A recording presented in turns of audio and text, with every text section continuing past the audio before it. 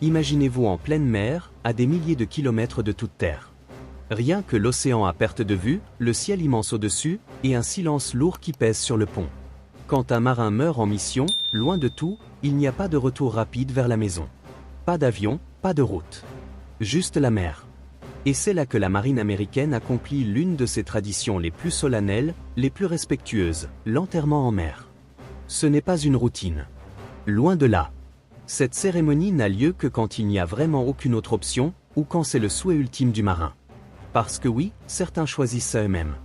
Retourner à l'océan qui a été leur maison, leur terrain de jeu, leur champ de bataille pendant des années. Quand un marin décède à bord pendant un déploiement actif, les jours, voire les semaines peuvent passer avant de toucher terre. Dans ces moments-là, le commandant a le pouvoir d'autoriser l'enterrement en mer. Mais ça ne concerne pas seulement les morts en service. Les vétérans, les retraités peuvent aussi le demander à l'avance. Beaucoup le font. Pour eux, la mer n'est pas une fin froide. C'est un retour aux sources. Tout commence par le Navy Casualty Office. Il gère les formalités avec une précision chirurgicale. Coordination avec le commandant, le chapelain, les papiers lancés immédiatement, chaque étape consignée. Pour ceux qui ont choisi cette voie de leur vivant, leurs restes sont transférés sur un navire en partance. La cérémonie se déroule en pleine mer, par temps calme, toujours avec les honneurs complets. C'est pris très au sérieux. C'est à la fois une nécessité imposée par l'immensité océane et un acte profond de respect. Une fois la décision prise, les préparatifs démarrent dans le calme, avec une rigueur absolue. Le corps est transféré dans un compartiment sécurisé, une sorte de morgue temporaire réfrigérée. Si ce n'est pas possible, tout est accéléré pour préserver la dignité. Une petite équipe, médecin, personnel désigné procède au rituel de nettoyage. Avec soin, respect, sans jamais bâcler. Ensuite, le marin est habillé de son uniforme de cérémonie complet, le dress blue, le plus solennel. Jumper, pantalon, gants blancs, insigne de grade, toutes les médailles gagnées de son vivant bien en place.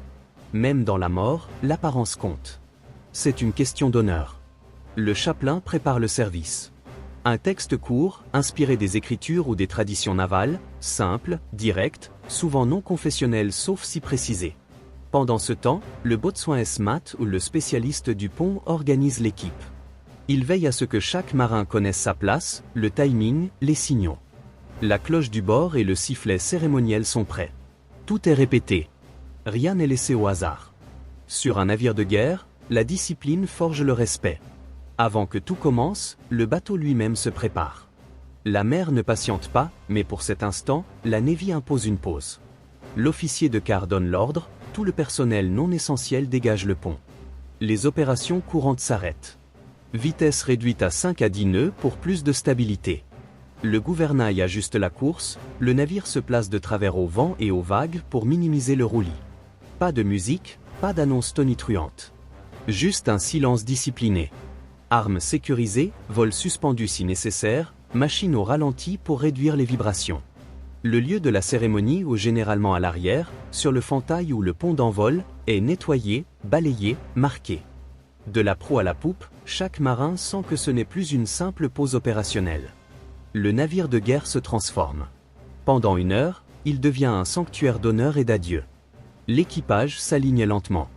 Une file unique de chaque côté du pont. Pieds écartés, mains dans le dos, regard fixe. Pas un mot, pas un geste. Des matelots juniors aux chiefs seniors, tout le monde suit le plan précis distribué à l'avance. L'alignement est parfait. Ce n'est pas du spectacle. C'est du respect incarné. À l'avant, l'officier exécutif et le senior chief, immobiles en grand uniforme. Le chapelain près du cercueil. La garde d'honneur, choisie pour sa précision, encadre le tout. Le commandant reste à l'écart, observateur mais présent. Une fois la formation en place, plus un ordre oral. Seul le bruit des vagues contre l'acier. Tout le monde fait face à la mer. Et on attend. Le signal arrive, un sifflement aigu, strident, qui tranche le vent. Le boatswain call, ce langage naval plus ancien que la radio. 3 tons, puis le silence. La cloche retentit 3 fois. Le bronze poli résonne, se propage le long de la ligne des marins, jusqu'à l'eau. Puis la voix du chapelain s'élève, calme, sans emphase. Il prononce le nom, le grade, les années de service. Rien de plus. Pas d'anecdote personnelle. Juste la reconnaissance pure. Une prière brève suit. Des mots simples, nous confions ce corps aux profondeurs, au repos dans l'étreinte de l'océan, dans l'espérance certaine de la paix éternelle. Adapté si le marin n'était pas croyant, mais la dignité reste intacte. À la fin de la prière, la garde d'honneur avance. 6 marins en grand uniforme soulèvent le cercueil drapé du drapeau avec une maîtrise parfaite. Pas d'ordre crié, pas d'effort visible. Chaque pas synchronisé, chaque mouvement mesuré, lent, à la hauteur de la gravité du moment. Le corps est porté jusqu'au bord, face à l'océan ouvert. Avant l'immersion finale, le drapeau est retiré avec une précision extrême. 13 plis réglementaires, les étoiles à l'extérieur, les rayures protégées à l'intérieur. Rien n'est précipité. Ce drapeau sera conservé, étiqueté, remis à la famille plus tard, en main propre ou lors d'une cérémonie dédiée. Il ne disparaît pas dans les profondeurs. Quand tout est prêt, le commandant hoche simplement la tête. C'est le seul signal. L'équipe incline alors le cercueil. Pas un bruit, pas un dernier mot, juste la gravité et la mer qui reprend ce qui lui appartient. Le corps s'enfonce. La formation reste figée. Parfois, le chapelain ajoute une phrase finale, que ce marin trouve des mers calmes et un port sûr au-delà. Parfois, rien. Le silence est voulu. Pas de terre pour creuser, pas de clairon, pas de visiteurs. Et pourtant, rien ne semble inachevé. C'est l'adieu le plus ancien de la Navy. Pas pour un public, mais pour l'équipage. Témoigné par ceux qui ont partagé les mêmes couloirs, les mêmes quarts, les mêmes ordres. Pas d'applaudissements, pas de salut après l'immersion. La formation tient encore quelques minutes. Puis un dernier sifflement. Le signal de fin. Mais personne ne bouge tant que le commandant n'a pas prononcé les 2 mots fatidiques, carillon. Alors seulement, l'équipage se disperse dans l'ordre, sans précipitation, sans un mot superflu. Sur la passerelle, le gouvernail reprend le cap initial. Les machines remontent en puissance. Les systèmes se réactivent. Le navire de guerre redevient un navire de guerre. Pourtant, pendant ces instants, il a été autre chose. Un vaisseau d'adieu où le temps s'est suspendu autour d'une seule vie. Le drapeau plié est consigné, rangé, prêt à être remis.